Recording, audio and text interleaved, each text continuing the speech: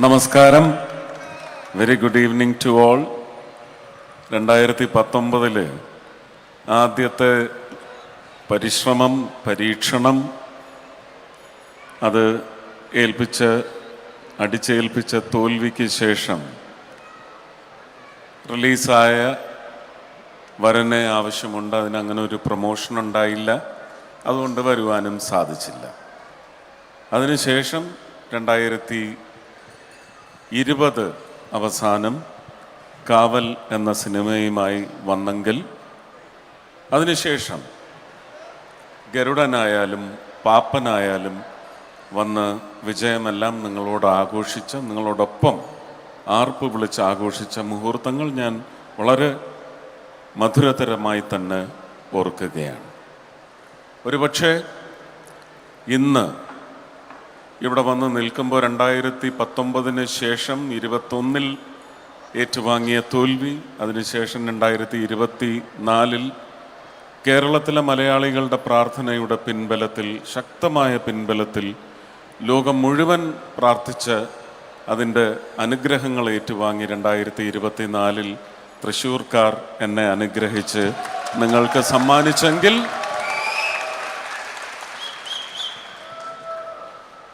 Janaki V versus state of Kerala എന്ന് പറയുന്ന അതിശക്തമായ ചർച്ചയ്ക്ക് ആധാരമായ ഒരു വിഷയം ഉൾക്കൊള്ളുന്ന സിനിമയുമായി നിങ്ങൾ തിരഞ്ഞെടുത്ത ഒരു പ്രതിനിധി എന്ന നിലയ്ക്ക് ഈ ചിത്രത്തിൽ കാതലായ, ഇത് ഒരിക്കലും ഒരു സുരേഷ് ഗോപിയുടെ സിനിമയല്ല, ഇത് ഒരു കാരണവശാലും ഡേവിഡ് ആബേൽ ജോണിൻ്റെ ഡോണവാൻ്റെ ഒരു സിനിമയല്ല എന്ന് തീർത്തും നിങ്ങളിപ്പോൾ അതൊരു സ്പോയിലറാണെന്ന് വിചാരിക്കരുത്.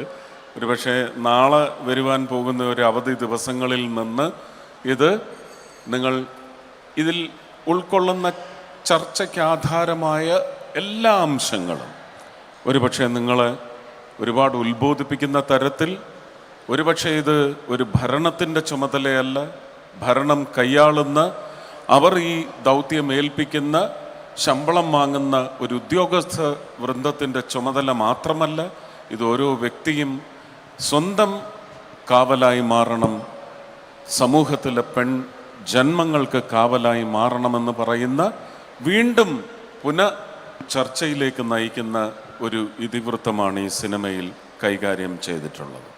2012 നിർഭയ തുടങ്ങി നമുക്കിങ്ങോട്ട് ഒരു ശമനവും ഉണ്ടായിട്ടില്ല.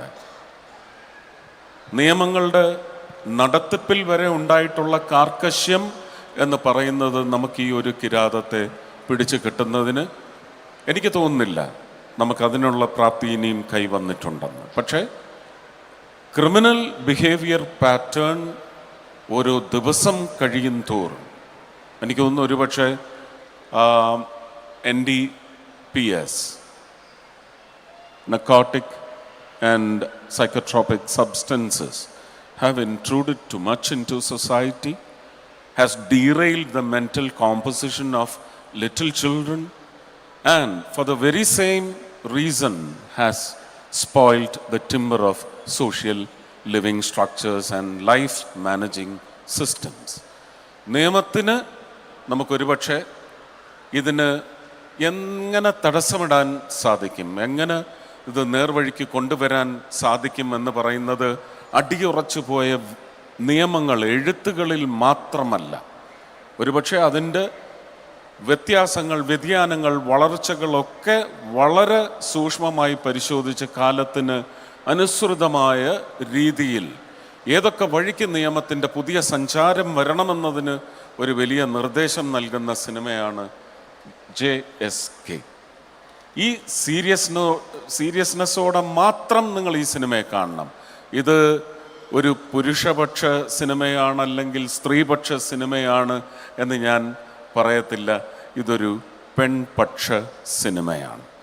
പെണ്ണ് എന്ന് പറഞ്ഞ് നമ്മൾ ഡെസിഗ്നേറ്റ് ചെയ്യുന്ന അവയവങ്ങളുടെ ദൈവികമായ വിശുദ്ധിയും അതിൻ്റെ ഒരു അന്തസ്സും എങ്ങനെ കൂടുതലായി എല്ലാ പൗരന്മാർക്കും ഒരുപക്ഷെ അങ്ങനെ ഒരു ഉത്തരവാദിത്വമുണ്ടെങ്കിൽ അതെങ്ങനെ നിർവഹിക്കപ്പെടണം എന്നതിനും വലിയ സൂചന ഈ സിനിമ നൽകുന്നുണ്ട്. അതുകൊണ്ട് എനിക്ക് ഈ സിനിമയുടെ ഒരംശമാകാൻ സാധിച്ചതിന് അതിന് വഴിയൊരുക്കിയ ഇതിൻ്റെ ആദ്യത്തെ പ്രൊഡ്യൂസർ എന്ന് പറഞ്ഞ് സംവിധായകൻ അഡ്വാൻസ് കൊടുത്ത് മഹാൻ ഇവിടെ നിൽപ്പുണ്ട്. അതുപോലെ തന്നെ പ്രവീൺ ഒരുപക്ഷെ ഏതാണ്ട് ഒരു വർഷക്കാലം എന്നെ പറഞ്ഞ് ബോധിപ്പിച്ച് എന്നെ ഈ സിനിമയുടെ വഴിക്ക് കൊണ്ടുവന്നത് ഞാൻ അദ്ദേഹത്തോട് നന്ദി പറയുന്നു.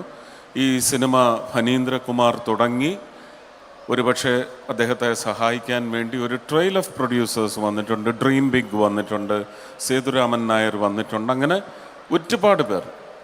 അനുപമ പരമേശ്വരൻ മാത്രം ഈ cinema Janaki versus state of Kerala എന്ന് എഴുതിയ നിമിഷം മുതൽ ഈ സിനിമയുടെ പ്രധാനപ്പെട്ട കഥാപാത്രത്തെ അവതരിപ്പിക്കുന്ന ചുമതലയിലേക്ക് നിശ്ചയിക്കപ്പെട്ട ഒരു പെർഫോമറാണ്. മലയാളത്തിലേക്ക് വളരെയധികം വർഷങ്ങൾക്ക് ശേഷം, എനിക്ക് തോന്നുന്നു ഒരു 10 വർഷമെങ്കിലും ആവും അല്ലേ, 7 വർഷത്തിന് ശേഷം മലയാള സിനിമയിലേക്ക് തിരിച്ചു വരികയാണ്. വളരെ മനോഹരമായിട്ടാണ് ഈ സിനിമയിൽ ആ കഥാപാത്രത്തെ ഈ ചിത്രത്തിൻ്റെ വിജയവും അവരുടെ ഒരു പെർഫോമൻസ് തന്നെയാണെന്ന് ഞാൻ ഉറച്ചു വിശ്വസിക്കുന്നു. 3ാമത്തെ പ്രാവശ്യം ചില രംഗങ്ങൾ കണ്ടു കഴിയുമ്പോൾ കുറച്ചുകൂടി ഒരു പോസ്റ്റ്മോർട്ടം നടത്തി നമുക്ക് ചില പുതിയ ബോധ്യങ്ങൾ വരും. അതും നേടിയെടുത്തിരിക്കുന്നതാണ്. എനിക്ക് വലിയ ആഗ്രഹം നിങ്ങളിത് വലിയ രീതിയിലൊരു പ്രചരണ, സ്ത്രീ സുരക്ഷയ്ക്കുള്ള പുതിയ കുറിപ്പിൻ്റെ പ്രചരണം ആക്കി ഈ സിനിമയെ വിജയം നൽകി അനുഗ്രഹിക്കണമെന്ന് മാത്രം അഭ്യർത്ഥിക്കുന്നു. എല്ലാവർക്കും നിങ്ങളിങ്ങനെ വന്ന് ഒരാഘോഷത്തിലേക്ക് ഇതിനെ കൺവേർട്ട് ചെയ്തതിനുള്ള നന്ദി ഒരിക്കൽ കൂടി അറിയിക്കുന്നു. ഒരുപാട് സ്നേഹം, നന്ദി, നമസ്കാരം. അതും ചേട്ടാ, ശരിക്കും പറഞ്ഞാൽ ഇവരൊക്കെ